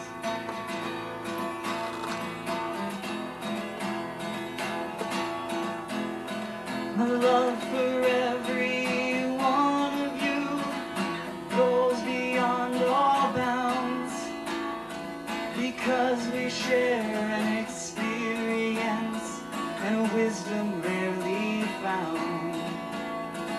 We've shared so much with each other and stood together as one, bound by random circumstance in a bond that can't be undone. I've always wanted to live a life free of all regrets, but our time together has gone so fast, I can't help but worry yet. I know that if I spend all my time well learning, loving new friends, then I know that when I get back home I won't have to make amends. Here we are, sailing round the world. Here we are, going so far. Here we are, hopes and dreams unfurled, like the flags of many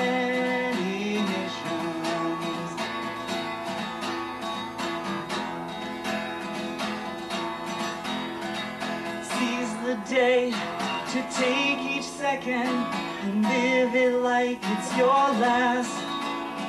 To cherish the passing of time, knowing it's fading fast. Don't let that knowledge bring you down. Life's miracle should uplift. For though our days are already numbered, each day is an undeserved gift. Here we are, sailing round the world. Here we are, going so far. Here we are, hopes and dreams unfurled, like the flag of many nations.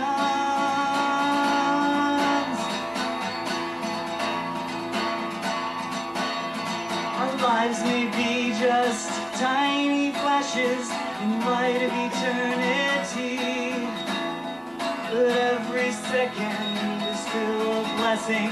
That's why we've got to see that everyone we know and love will one day pass away. So don't let even one chance pass to always seize the day. Seize the day.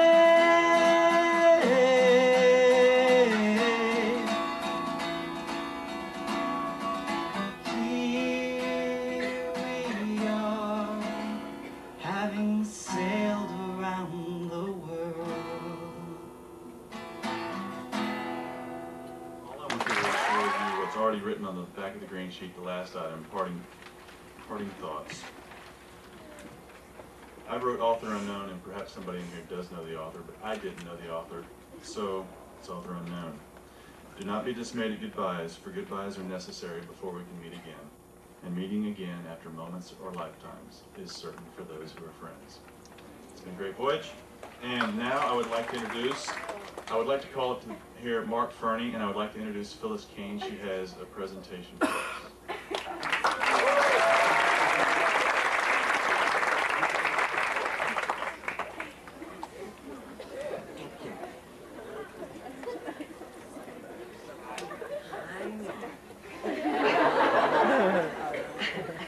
I remember in October we found a menace on the ship. Mark Fern and inserting stamp. Oh, he thought he was so hip. Mark stamped all over main deck, and all the others too. He made himself a nuisance and a pest to me and you. One of these Mark was stamping, hurting went a bit too far. So the stamp was taken hostage and locked away inside a jar.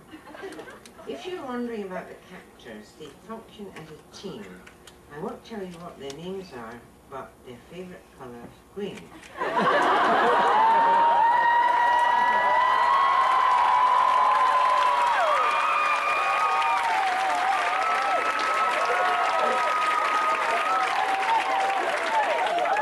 We hope you learn a lesson that all the stamping was absurd.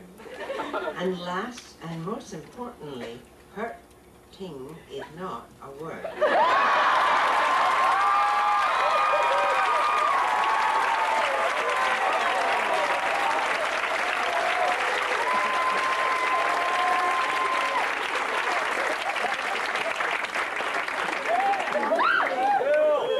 Hopefully our presentation is not hurting. Just a few casual observations, lastly, from the field office. First off, just a few things that we've noticed. Overnight trips will never have tickets. Overnight trips have never had tickets and they never will. Some of you will be spending the night in New Orleans, so quit asking us for your tickets. The field office, number two, the field office does not know everything. We appreciate your thoughts of us as omniscient, but we do not know who your pilot will be. We do not know what the strange texture in your meal is, and we do not know what you will do with the rest of your life. and we were lucky to know what time your trip was leaving. There are also several inalienable truths. Death and taxes. Politicians are sometimes corrupt. Lawyers make good jokes. Dock time. And finally, cancellation fees from the field office. The field office really does thank you very much for everything, and I would like to invite up here Irv Cornfield and Russell. Oh, yeah!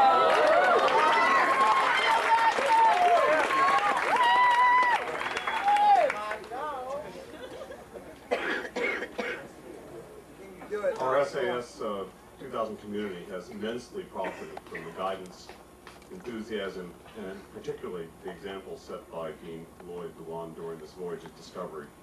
In tribute, we are pleased to award him 4 batons. First, a baton to Commander Lloyd Luan for correctly identifying the most dangerous student on the vessel and giving him a record number of boots instead of a break. Lloyd, would you kindly come forward and take a seat in the front?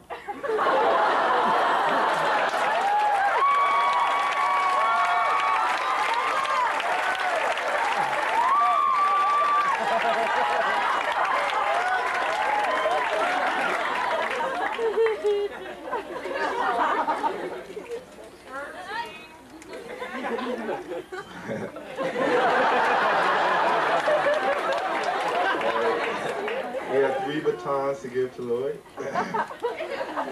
His first one. A baton is awarded to Dean Lloyd Luan for expediting our departure from Cape Town. His significant weight loss saved us $15,000 in potential penalty for overloading the vessel.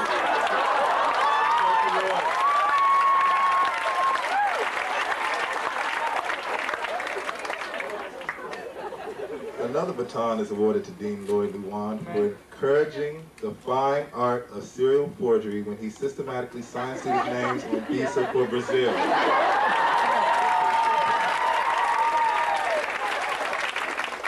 And finally, a baton is awarded to Dean Lloyd Luan for patiently listening to Dr. Castro's remarks last night, even though Lloyd had his earpiece plugged into a Discman that was playing Another One Bites the Dust.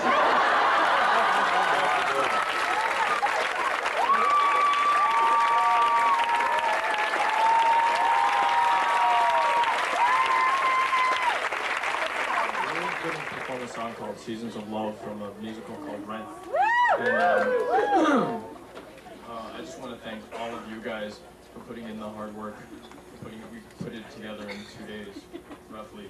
And I have a poem for you guys and for everybody as it relates to this time.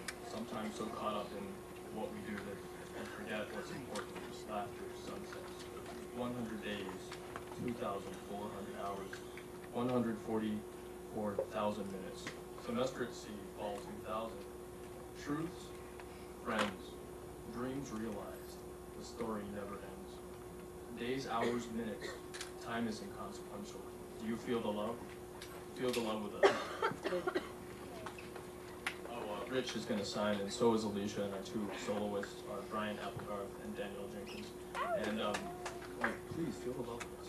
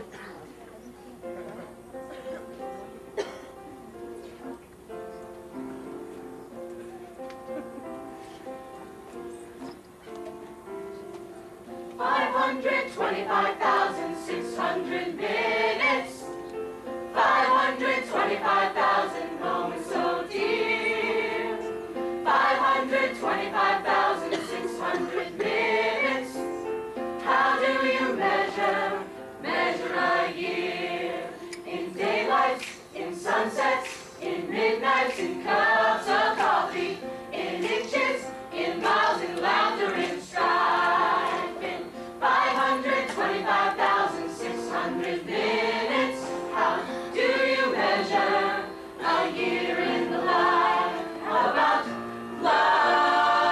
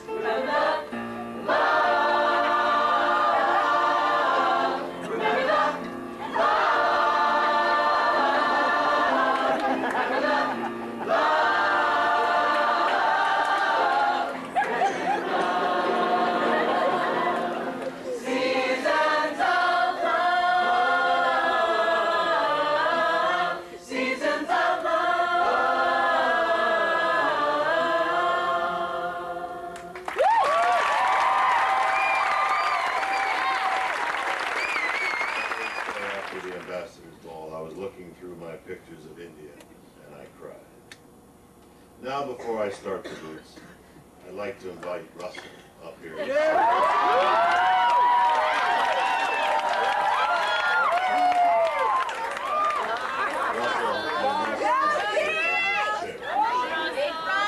have to tell you a story about Russell. He came to me this morning and said, I have no laundry. Can I borrow some underwear and a shirt?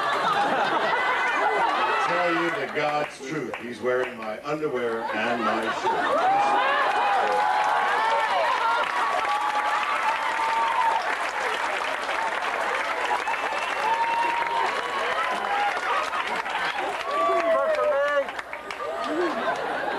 Let me see him!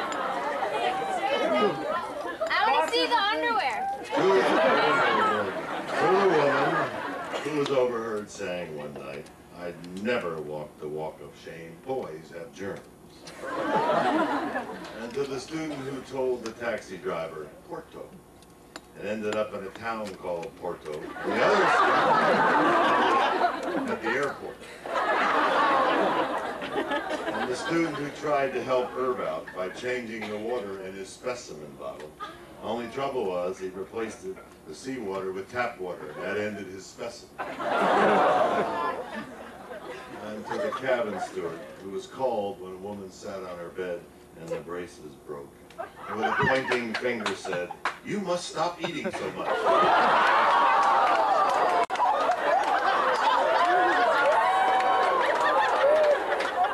And to Russell for his first boot tonight. Who said to the orphan kid on the ship in Brazil when he was waving a marker at him, "No, I'm going to knock you out."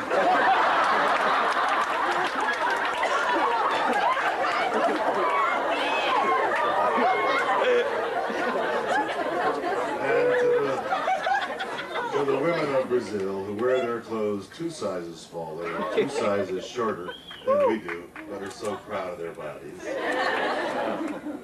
And to the staff member who, responding to the early thefts in Brazil, said, "Let's break out the blowguns, the spears, and the..." You should have listened.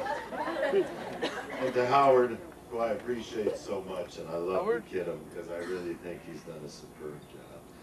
Yeah, I said to him at dinner in the last port, "Don't worry, the Core movie will be on Channel 9 tonight with all 7 people on board." And Howard responded by calling across to me, "What's on the other channels? I never watch the Core movie."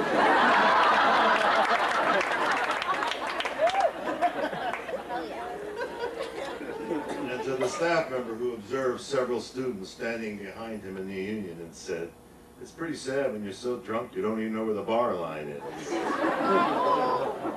And another boot to Gilberto, who was in line at the Thomas Cook office in Cape Town. 2 other women were in line behind him. And when they reached the woman teller, she asked them, "Are all the guys on the ship that good looking?"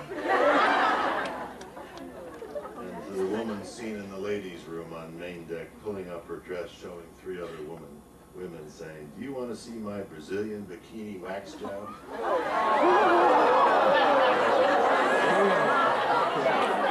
And to the woman who told her professor her homework had been blown overboard. That's like saying my dog ate it. And to the woman who begged me for 1 boot, to you tonight, a boot.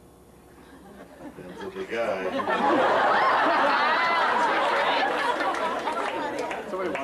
who knowingly hooked up with 1 girl and in less than an hour hooked up with her best friend.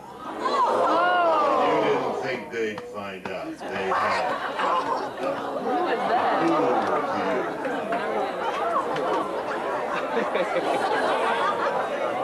No way. And to the faculty member who often gets seasick. For she asked, "Do you think my cell phone will work in Cuba?" The friend responded, "Is it an international phone?" To which she replied, "No, but we're so close." And to the work-study student who was overheard to say, "If I'd known it was going to be an open book final, I would have bought the textbooks." And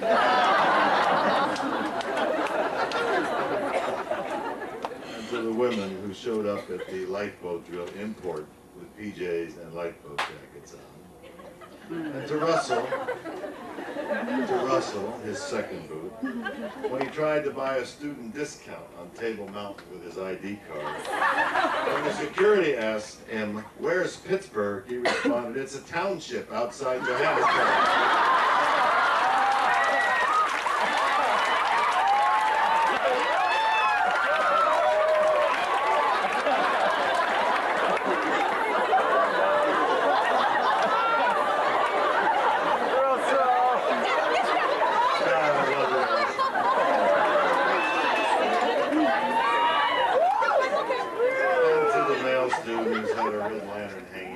His door for 2 months. I don't know what that means. And to the woman in South Africa who asked her cab driver, "Do you celebrate Thanksgiving?" And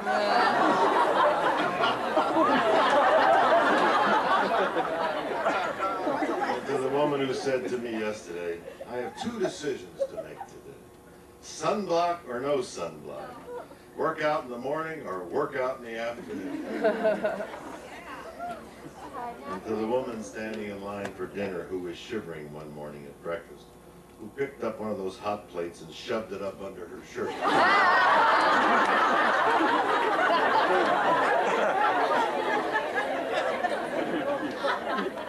And to the student who took the last tube of Pringles from that grocery store in Salvador. When I got there, there were none left. And to the woman who turned 40 this week, who heard students outside her door saying, "Wow, 40, that's old." And to the student who said, as her core evaluation, if they had served coffee and donuts, more kids would have come to school.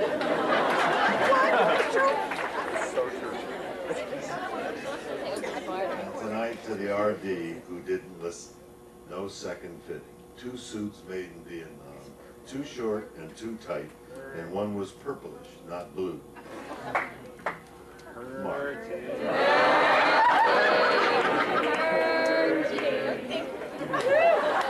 The woman who said, "Lloyd, are you going to come to my wedding?" To which I replied, "Of course." And she said, "I guess I better go find a boyfriend." The adult passenger who kept telling me about her wonderful trip to an island, I think it was Iparica. She kept calling it tapioca. The student who bought the navigation charts at the ambassador's auction of Malacca, I heard him say to his friend, "I might just become a pirate, so I get on the ship next semester." To the woman at dinner who said, "I sleep through core in my cabin. I may be going home with bad grades, but I'm going to go home without bags under my eyes." The woman who said,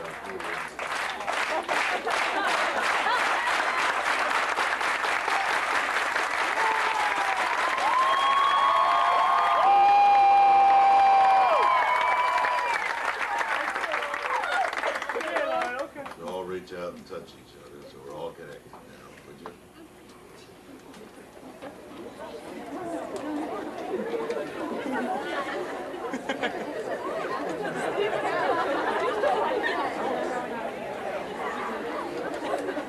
It's late. I just want to add my small voice to the many thanks that have been given to the crew, faculty, staff, and their families for giving so much, stimulating us, guiding us through this voyage. You deserve the accolade the students are giving you. To my partner, Mike Vickerman, and Bai, my love and respect. To our grandmas, grandpas, aunts, and uncles, big brothers and big sisters, you were precious. And my personal team, I couldn't have done it without you. But it's now that hour that we have spoken about, the end of the fall 2000 semester at sea. But as you know so well, we will always be together because we have shared this great experience. All has been said tonight, or expressed. I have very little to add. There are only feelings left this night. My tears are of pride And thanks, I'm unashamed of these tears, for I hope they express my love, as I know they do yours. You deserve the final baton. You were extraordinary. You are what Semester at Sea is all about. My future, and the future of those who inhabit the planet, most of whom cannot help themselves. They are safely in your hands. Maya Angelou said something once that I share with you. I've sailed the 7 seas and stopped in every land. I've seen the wonders of the world, not yet one common man. Fall 2000 will affect you every day of your life in some way, and this means I will always be with you. Thanks for sharing a part of yourselves with me, allowing me to share a part of myself with you. If this were to be my last, I would be grateful if it was you. I love you very much. Go home safely. Godspeed. All my bags are packed, ready to go. I'm standing here in New Orleans. I hate to see this end and say goodbye.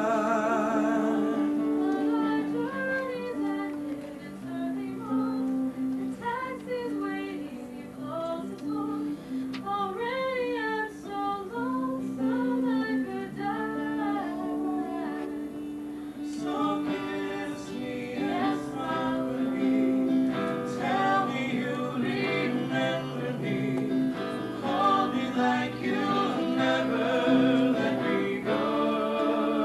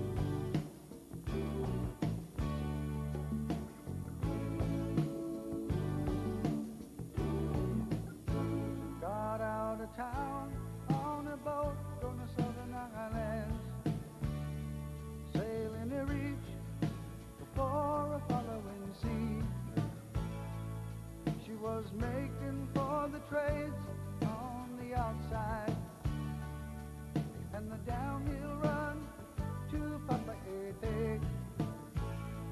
Off the wind on this heading live of Marquesas, you got 80 feet of a water line, nicely making way in a noisy bar in Avalon. I tried to call you, but on a midnight watch I realized why twice you ran away. Think about how many times I have fallen. Spirits are using me, Lord, your voice is calling. What heaven brought you and me cannot be forgotten. I have been around the world, looking for that woman girl who knows love can endure, and you know it will.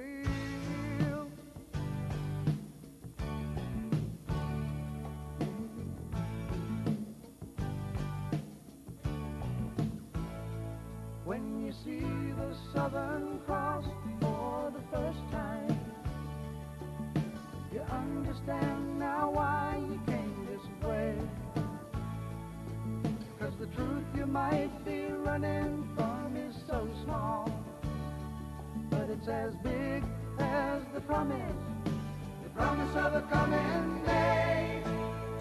So I'm sailing for tomorrow, my dreams are a-dying, and my love is an anchor tied to you, tied with a silver chain. I have my ship, and all her flags are a-flying. She is all that I have left, and music is her name. Think about how many times I have fallen. Spirits are using me, Lord, your voice is calling. What heaven brought you and me cannot be forgotten. I have been around the world, looking for that woman girl who knows love can endure, and you know it will, and you know it will.